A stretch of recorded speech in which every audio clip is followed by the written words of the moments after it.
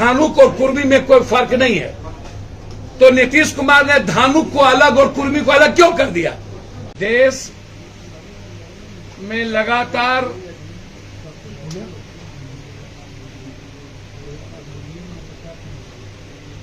हिंदू मुसलमान के साथ साथ जातियों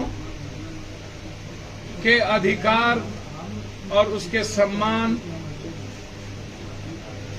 वर्ग, वर्ण और वंचित कमजोर समाज या ऊंची जात के लोग, सभी को अपने अपने विचारधारा पर जीने का अधिकार है। सबको अपने अधिकार और अपने विचारधारा पर बोलने का अधिकार है।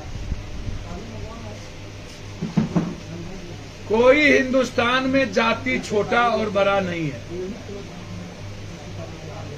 आजाद हिंदुस्तान के पहले भी सीप से लेके अभी तक हिंदुस्तान में मूलवासी आदिवासी से लेकर वंचित गरीब कमजोर तबके से लेकर ऊंची जात, जब जाति व्यवस्था आई तब से लेकर सबकी भागीदारी है।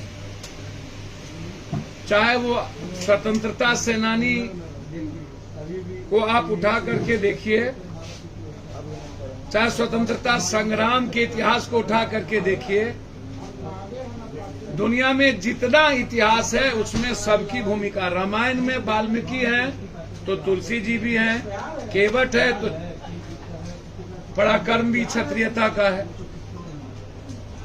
महाभारत में आप उठा करके देखिए, राम ने सबरी का जूठा खाते हुए जाति व्यवस्था को खत्म किया है।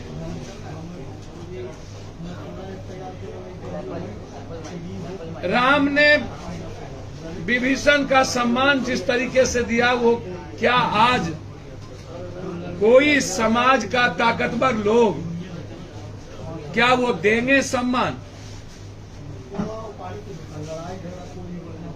जिस तरीके से राम ने लक्ष्मण का सम्मान किया, क्या फिर कोई देगा?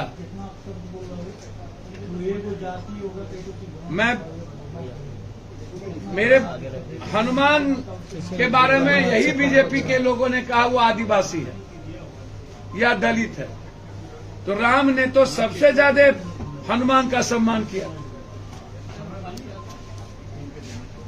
सबसे ज्यादा। फिर राम के मानने वाले लोग हनुमान को या सबरी को गाली कैसे दे सकते, या किसी भी जाति को गाली कैसे दे सकते? कृष्ण की भूमिका में भी आप देखिए, सुदामा उत्कृष्ट भूमिका के साथ रहे। उन्होंने अपनी सारी चीजों को खत्म कर कृष्ण के सम्मान की बात की। उस तरह यदि वसुधैव कुटुंबकम की बात करिएगा तो कृष्ण से अर्जुन, आप जाति व्यवस्था कृष्ण के काल में नहीं थी। जो लोग तब की जाति और क्षत्रियता की बात करते हैं उनको ज्ञान नहीं है। कृष्ण ने कर्म के आधार पर विवेचना की, तब जाति नहीं थी। युधिष्ठिर का कौन सा जाति था? नकुल और सहदेव का कौन सा जाति था? युधिष्ठिर की कौन सी जाति थी? भीम का कौन सा जाति था? सुभद्रा और रुक्मणी की कौन सी जाति थी?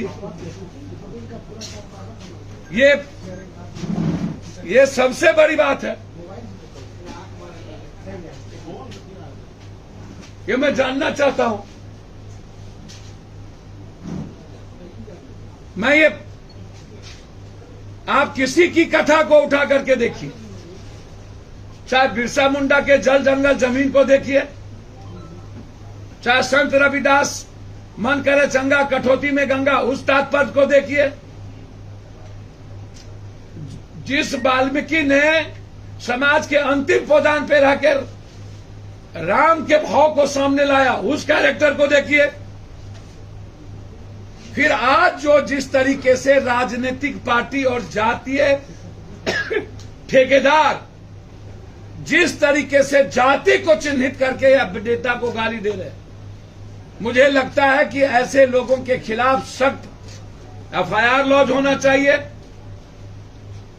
पहले भी इसी तरह की कई सेना, भूमि सेना, लोरिक सेना, कुर्मी सेना, रणवीर सेना, सनलाइट सेना हिंदुस्तान में संविधान के मुताबिक किसी भी तरह के सेना, किसी भी तरह के उत्पात मचाने वाले गैंग को इजाजत नहीं मिलती थी। फिर आज जिस तरीके से आपको पूरी की पूरी आजादी है डेमोक्रेसी में अपनी बात रखने के लिए,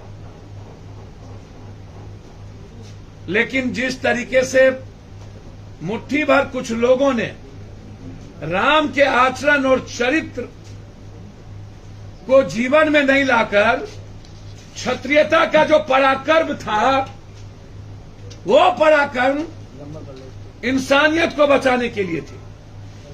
लेकिन जो लोग आज गाली गलौज कर रहे हैं वो सही नहीं है। जाति जनगणना, बीजेपी के लोग लगातार समाज को दिग्भ्रमित करने का प्रयास।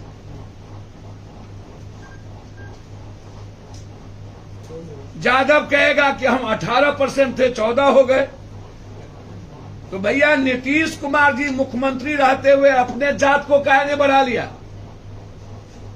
तो वो 10 कर लेते, 9 कर लेते।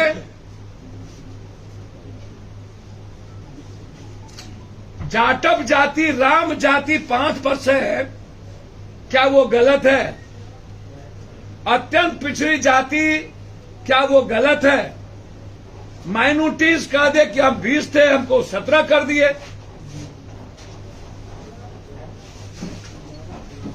आज जो 63% ओबीसी की बातचीत और अत्यंत पिछड़ों की जो आज सामने में एक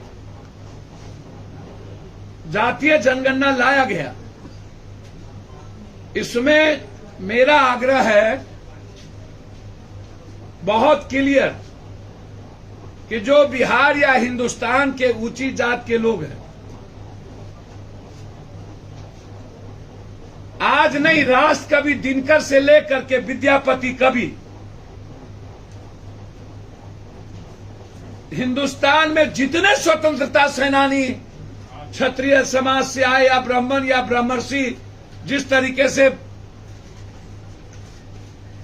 कई बड़े लड़ाकों ने लड़ाई लड़ी, तब भी पिछड़ा पावे 100 में 60, तब भी ये सवाल था कि समाज में जो दलित है, वंचित है, कमजोर, जिस दिन जगेगा उस दिन लड़ाई होगी।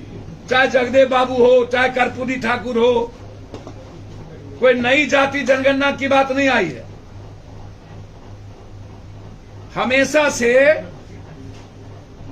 आरक्षण के को जिस तरीके से लाया गया, 27% पिछड़ों को 50 से 53% भागीदारी के लिए, यह सवाल तब से उठ रहा है कि हमारी भागीदारी बढ़नी चाहिए।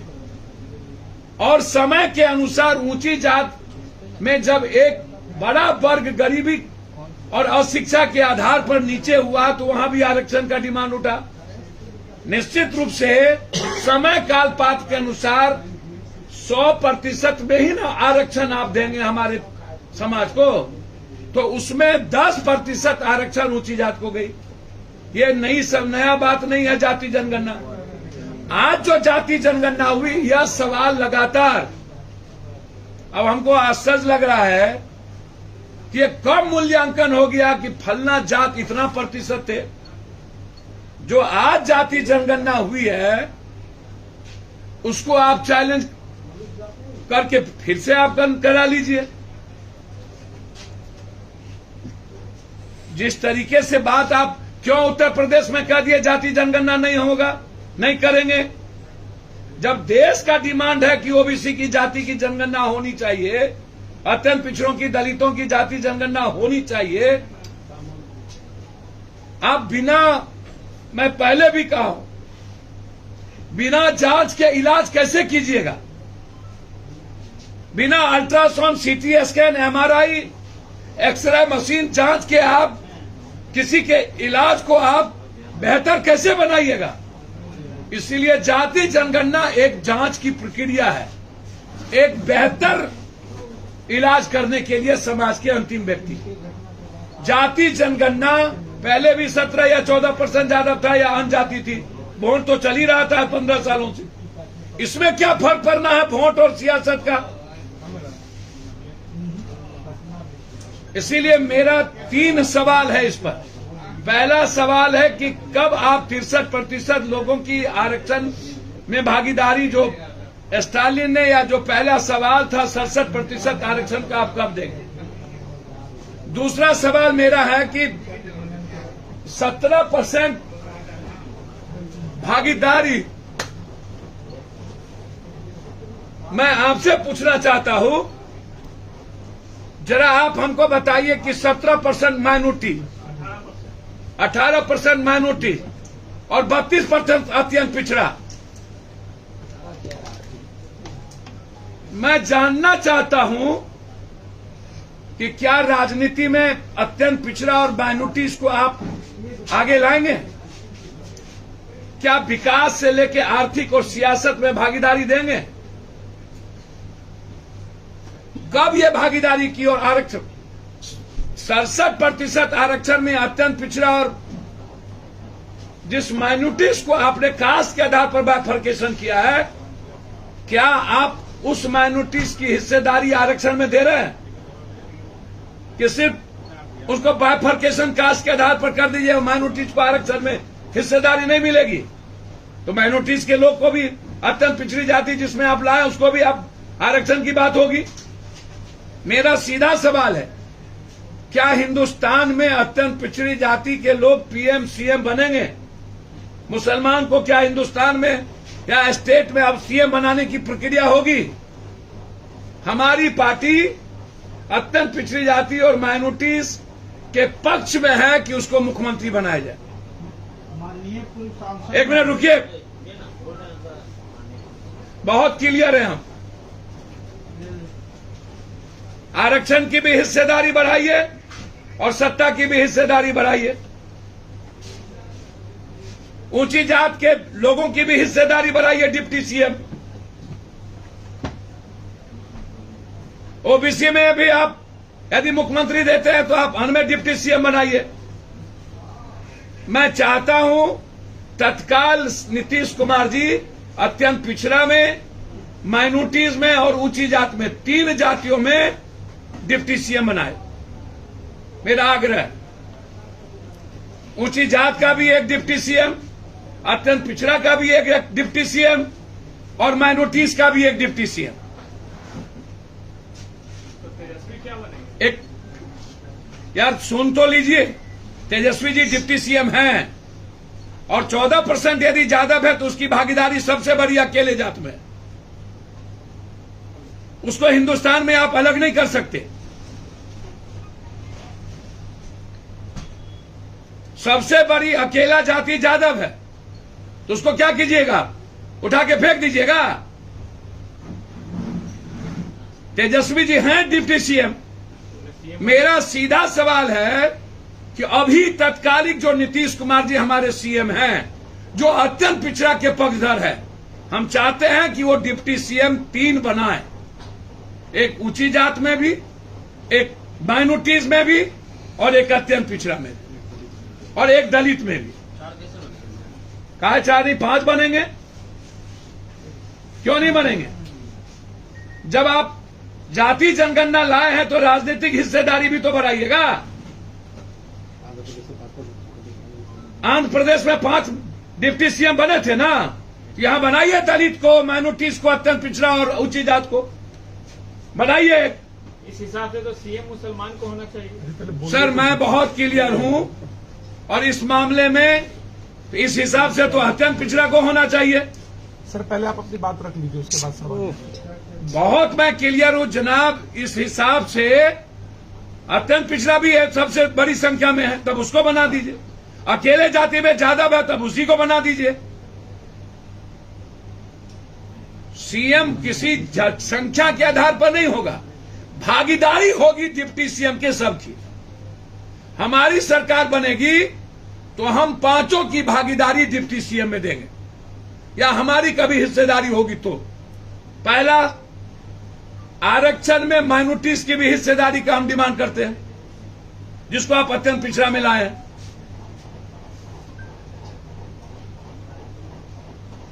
बहुत क्लियर है इस मामले में। और जाति जनगणना के आधार पर जिस तरीके से आप हमारी जाति का कम गिना गया, मेरा आग्रह है कि बीजेपी कंफ्यूजन पैदा नहीं करे। बीजेपी लगातार कंफ्यूजन पैदा कर रही है जाति जनगणना पर। अलग अलग जातियों के जो बीजेपी में जाना चाहती है उससे बयान दिलाकर, ये बीजेपी के कैरेक्टर का है, इसीलिए बीजेपी के कैरेक्टर दिख रहे हैं जो सही नहीं है।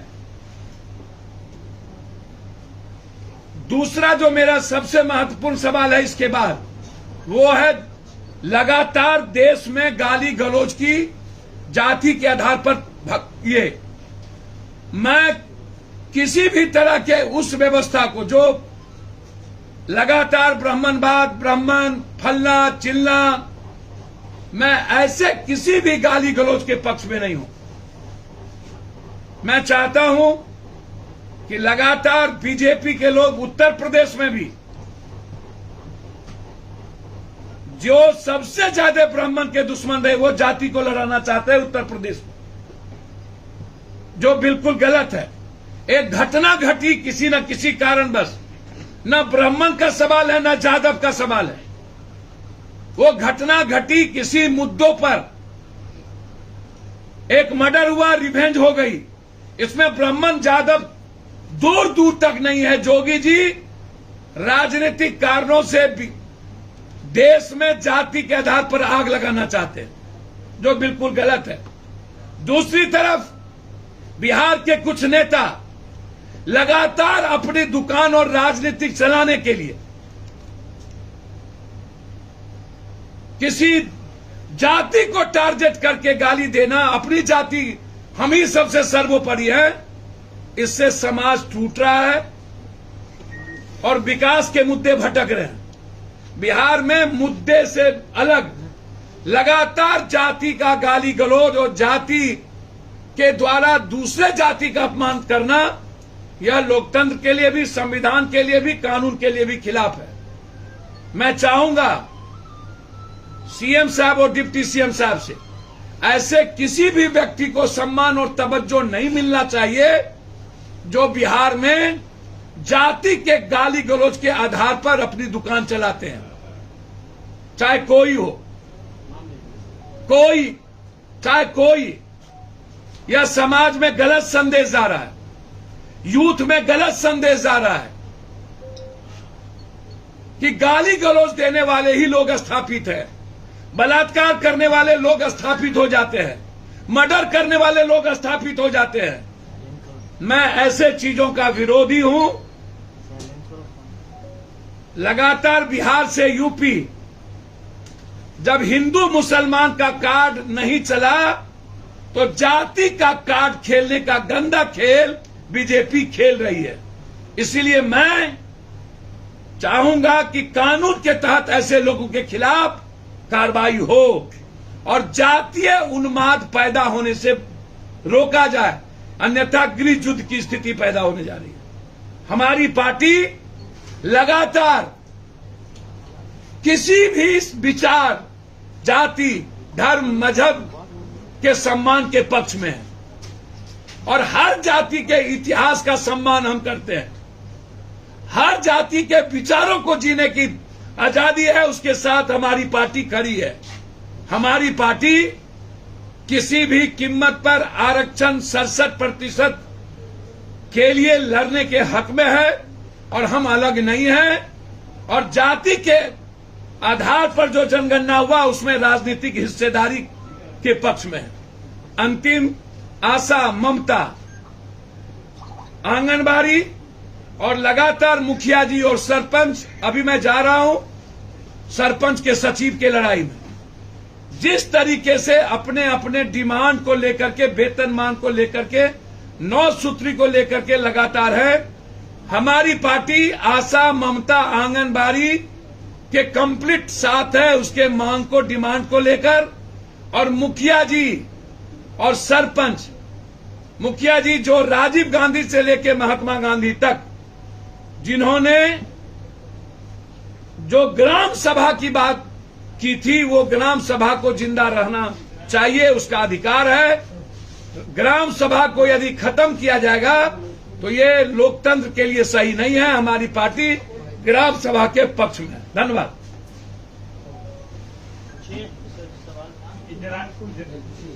इजराइल गाजा पट्टी पर लगातार हमला कर रहा है। हमास और इजराइल के बीच जो हो रहा है, क्या कहेंगे? देखिए, बहुत क्लियर है इस बात को। ना तो हम गांजा पट्टी के आतंक और उसके साथ सहमत हैं, ना उसके तरीके के साथ सहमत हैं किसी भी कीमत पर। लेकिन किसी एक घटना के कारण इजराइल को भी मानवता को कलंकित करने के पक्ष में हम नहीं। इंसानियत के लिए इजराइल का हमला लगातार सही नहीं है। गांजा और अफगानिस्तान का जो करतूत है वो हमेशा से देखा गया है कि वो गलत है, लेकिन मानवता पर हमला करना ये गलत है। शुरुआत तो हमास कर लिया। सर, मैं बिल्कुल क्लियर हूं। मुट्ठी भर लोगों के कारण संपूर्ण समाज को नष्ट नहीं किया जा सकता। इजराइल को इस तरीके के हमले से बचनी चाहिए। पूर्व सांसद महोदय, अभी देश में अति पिछड़ा ही देश के प्रधानमंत्री हैं। ये कौन कह दिया आपको? ये मोदी जी भी कह रहे हैं। सर, मैं आपको बहुत क्लियर बता दूं, उसकी जाति बिल्कुल अलग है और वो कहीं से अत्यंत पिछड़ा नहीं है। ये आ चुका है, बहुत क्लियर है। सर, सुन लिया जाए, 35 साल से आप बिहार में शासन कर रहे हैं, माने सत्तारूढ़ जो पिछड़ा अति पिछड़ा समाज से आते हैं, फिर भी जो इस तबका में ऐसा नहीं है कि वो कोई खास लाभ पहुंचा पाए। इन पर आपका क्या विचार है? बहुत क्लियर हूं मैं इस पर कि जो आगे गलती हुआ, क्या उस गलती को मान करके हम आगे सुधार न करें। सुधार की प्रक्रिया सतत रहती है और सुधार से ही हम आगे बढ़ते हैं। यह बात राहुल गांधी ने भी स्पष्ट कहा कि कांग्रेस ने यदि ओबीसी आरक्षण के ओबीसी के सवाल पर यदि गलत किया था तो हम उसके पक्ष में नहीं है। लेकिन आज मेरा जनरेशन हिंदुस्तान में ओबीसी जाति जनगणना के पक्ष में है। मैं आज भी कह रहा हूं कि कल के दिन यदि समाज में शर्मा, जुल्हा, ततमा, केवट, केवरत, नुनिया, चंद्रवंशी, जुल्हा, निषाद, मल्लाह के साथ चौधरी या समाज के जितने लोग हैं, उनको यदि राजनीतिक, शैक्षणिक, आर्थिक हिस्सेदारी नहीं मिली तो आगे हम इसके पक्ष में हैं कि हर परिस्थिति में उसको मिलनी चाहिए। जिसकी जितनी भागीदारी है उसको मिलना चाहिए। मेरा स्पष्ट मानना है कि चाहे वो अत्यंत पिछड़े जाति से आते हो, चाहे वो अपर कास्ट से आते हो, दलित से आते हो, चाहे वो माइनॉरिटी से आते हो, तत्काल उनके सम्मान के लिए हमारी सरकार को एक एक डिप्टी सीएम बनाना चाहिए ताकि वो अपने समाज की रक्षा मजबूती से कर सके। एक सवाल ये है सर कि जो जातीय जनगणना है, जातीय स्वर्ण जो संगठन है वो विरोध कर रहे हैं और जो छोटी छोटी जातियों में वो बन करके आए, चाहे भूमियार हो, राजपूत हो, ब्राह्मण, तो क्या जो जुगाड़ू सिस्टम से ये सत्ता में शामिल हो जाते थे, विधायक बन जाते थे, जातीय जनगणना के बाद इनको ये फायदा नहीं मिलेगा, इसलिए चिंता है? तब तो बाबा साहब अम्बेडकर की चिंता जायज थी, जिसको गांधी ने विरोध कर दिया था। उन्होंने कहा था कि दलितों को राइट मिलना चाहिए और यदि भगवतिया देवी को एमपी बनने का राइट है तो भगवतिया झा को भी एमपी बनने का राइट है। सवाल उठता है कि चुनाव में लड़ने का अधिकार तो सबको ना, वोट तो जनता देगी ना। तो आप आरक्षण सीट कर दीजिए आरक्षित कि अत्यंत पिछड़ा का सीट इतना होगा, यही चुनाव लड़ेंगे। दलित को आप आरक्षित किए तो अत्यंत पिछड़ा को भी आरक्षित कर दीजिए, स्वर्ण को भी आरक्षित कर दीजिए।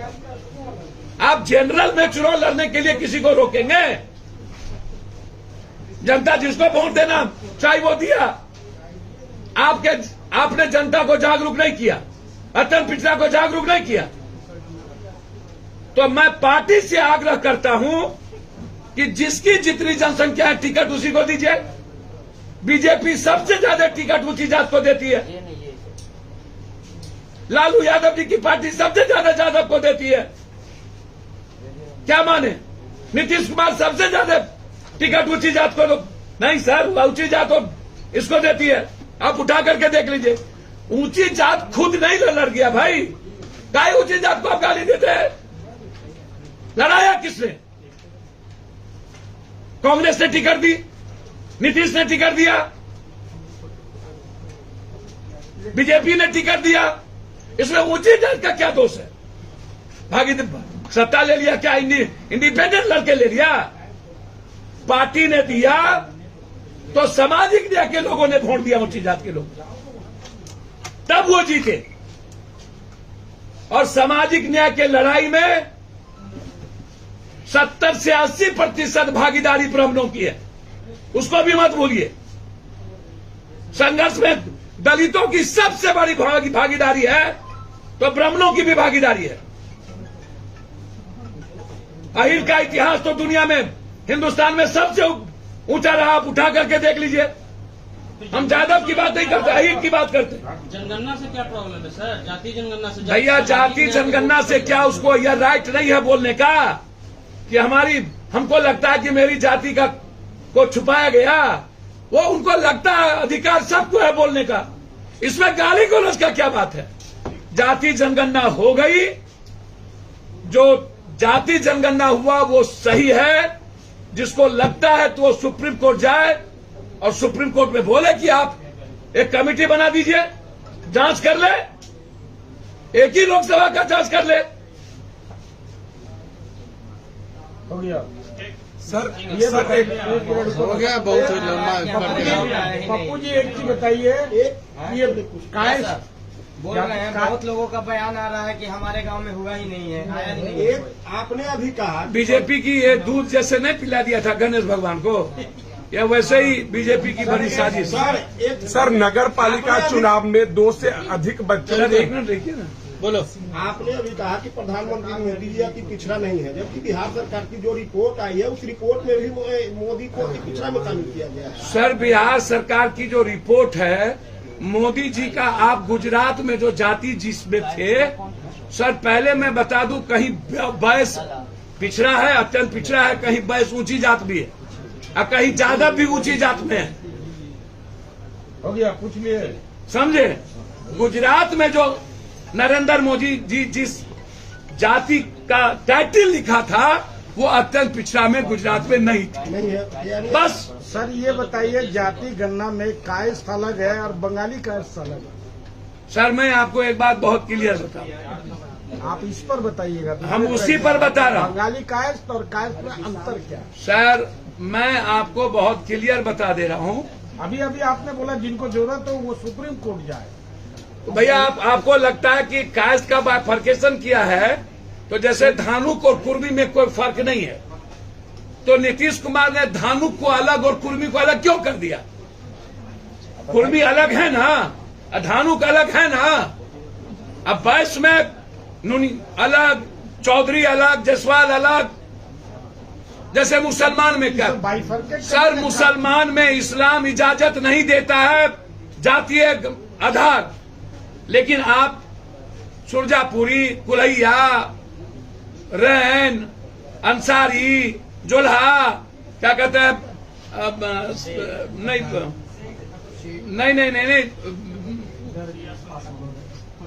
पसमंदा धुनिया, कई ऐसी नहीं हमारे यहाँ, ये इसको शेरशाहवादी,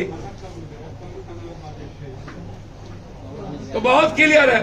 जब धानुक और कुर्मी अलग बनाया गया तो यदि बंगाली कैस्ट और कैस्ट अलग किया गया तो इसमें क्या दिक्कत है? दोनों एक हैं और दोनों को जोड़ के आप कर लीजिए जब शादी ब्याह चल रहा है तो।